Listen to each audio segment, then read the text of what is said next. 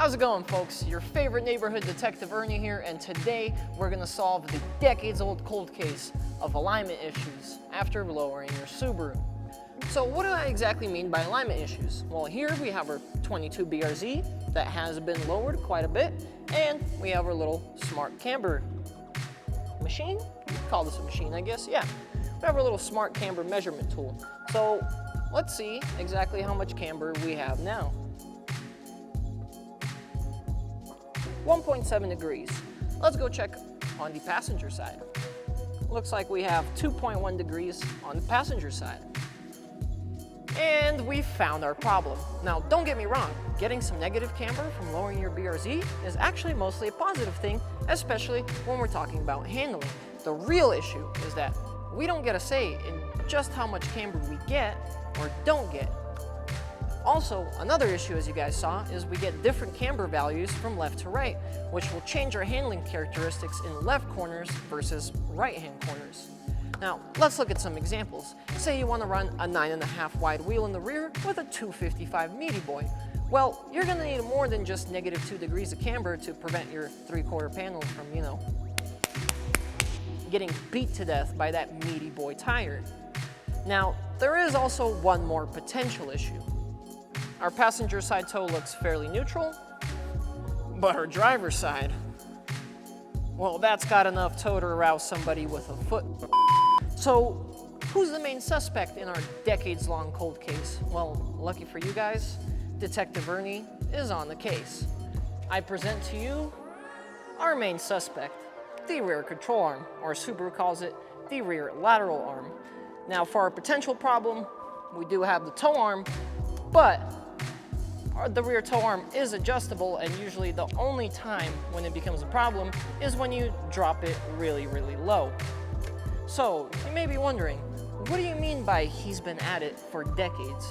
Well, let's take a look at some of the other cars we have here, and you can tell me. Here's our 2018 WRX.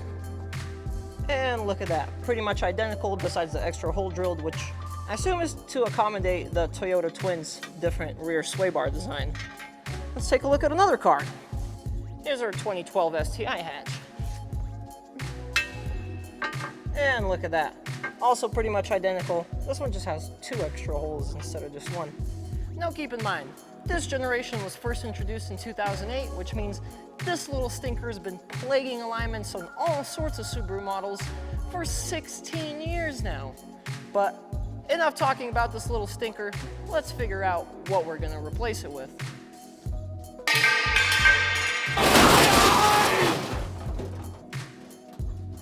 Oh yeah, baby, we got some overnight parts from Japan.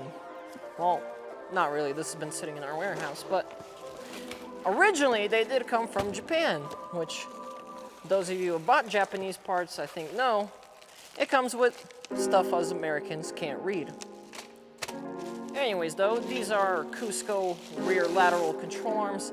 They come in that beautiful metallic-y Cusco blue, made in Japan, etched right onto the part, and as you can see, they are adjustable in length, so they'll take care of our camber issues, no problem.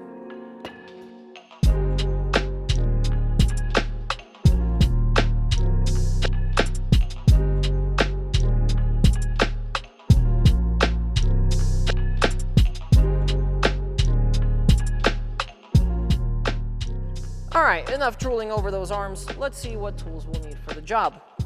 14 mil socket, 17 mil socket, and 19 mil socket, and just some wrenches in those sizes.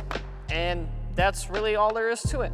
I would as well recommend some gloves because the kind of protective tar that Subaru puts on those arms is really, really hard to get off. A couple more nice haves is a deadband stand. This is to simply lift up your knuckle and help you align all the bolt holes that go through the control arm. If you're doing this on jack stands, then a regular jack will work just fine. Also, a 1 1/8 wrench and 1 1/4 wrench to really lock down those adjustment bolts. If anything, a bigger adjustable wrench will probably work just fine.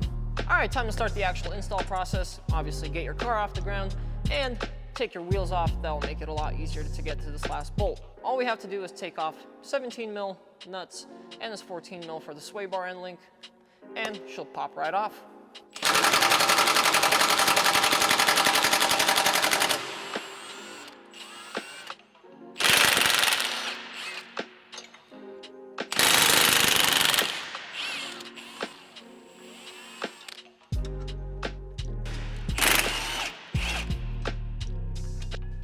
Just got to pop these bolts out. All right, we have most of our bolts out.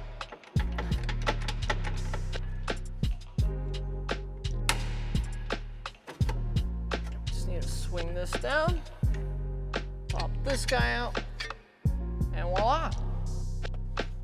All right, now it's time to dial in our new Cusco arm and then get it back in the car. Now, I recommend doing most of your adjustment with this ball joint bolt instead of the turnbuckle bolt, because if you do most of your adjustment on the turnbuckle bolt, it'll actually push the rest of the stuff to the point where it will be covered by the subframe, which means you won't be able to make any other adjustments while it's on the car. You'll have to take 3 bolts off, swing it down, make your adjustment, put it back in.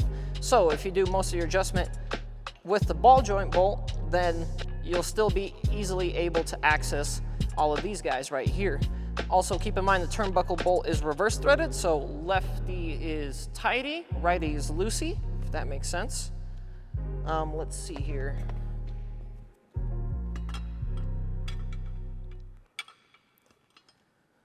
So that unlocks our turnbuckle. I'm going to basically spin that guy, basically going to spin that guy in as much as possible. And once we're there, I'll lock it down. So now that we have that information out of the way, I'm just going to try and match the length of the stock arm as much as possible, because I'll be taking this to an alignment shop to let, well, the alignment pros work their magic. Also, I guess while we have them side by side, it'd probably be cool to mention that I believe this should add quite a bit of rigidity to our rear end. As you see, this arm is boxed in multiple places, whereas the stock one isn't. And it's also made of a thicker gauge of metal. So yeah, hopefully this will give us a little bit extra rigidity in the rear end. I would not complain about that at all. Okay, I'd say that's about as good as I'll be able to eyeball it. So we're gonna make sure our turnbuckle stays in place.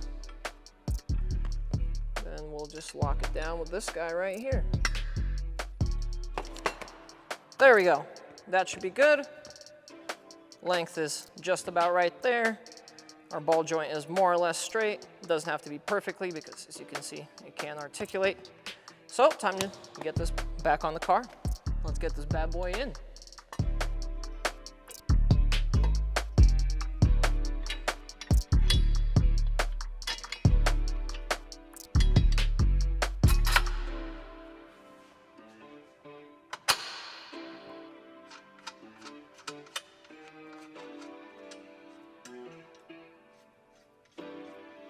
All right, now this is the part where we're gonna grab our dead man. Also, keep in mind while doing this that the arm can articulate. So if you're having trouble either getting your sway bar end link in or something, your arm is just most likely not at the correct angle.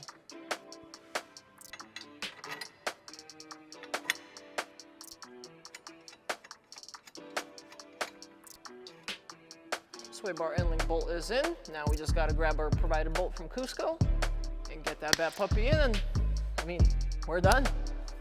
So this is the provided bolt from Cusco. It has these lobed lockout washers on it, and they have to go a certain direction. So on the BRZ, they're gonna go like this on the driver's side and like that on the passenger side. In other applications, they may be flipped. So just make sure you do some research and look into which way is correct for you. All right, so just a quick tip installing these. As you can see, the lobed washer loves to pop out, so you're probably gonna have to tighten the nut a bit, stick the washer back in, tighten it a bit more, stick it back in again, tighten it a bit more, and so on and so forth. So what I like to do is push the bolt all the way through as much as possible, and then when I put my wrench on the back side of the bolt, I like to put pressure on it to make sure that the lobed washer doesn't fall out on the other side.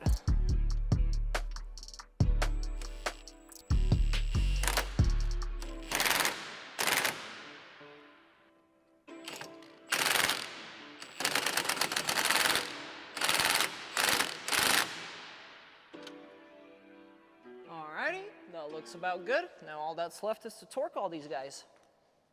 All right, so according to Cusco's instructions, the 3 bigger bolts are going to be 88.5 foot-pounds, and the sway bar end link bolt will be 28 foot-pounds.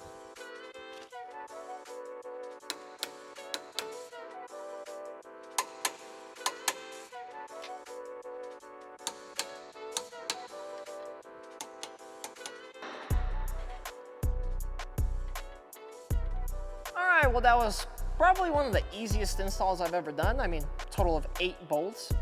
Was just a breeze.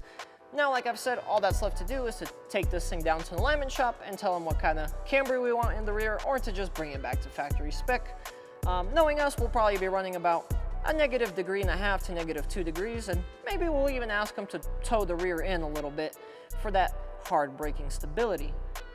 Speaking of which, if I was you guys, I would avoid the big name shops like Big O Tires or Les Schwab's, because me personally, I've had some real shitty experiences at those places.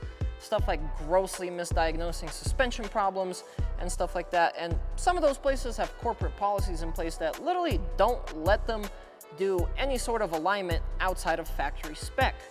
So yeah, do some research in your area.